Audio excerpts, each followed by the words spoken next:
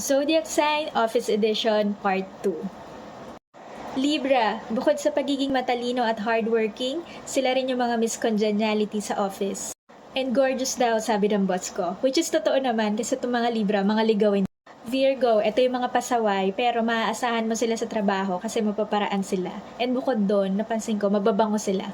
Leo, ang combination ng introvert at extrovert, depende sa mood niya kung anong naka-on. And bukod doon, lagi silang ayos na ayos. Cancer, ito yung office mate mo na alamin lahat-lahat tungkol sa buhay mo. Mababait sila sa mga iyakin. Gemini, makakalimutin. Hindi maganda kakwentuhan tong mga Gemini kasi mabibitin ka. Dahil bigla-bigla na lang silang nag-change topic. Bukod doon, ang mga Gemini mahilig mag-message ng work-related kahit alas 12 na ng gabi.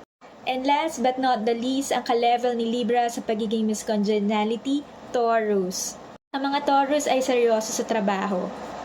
Mga pinagpala tong mga to kasi combination ng good looking saka malalakas ang appeal or charming. Masarap din kaibigan tong mga to kasi sincere sila.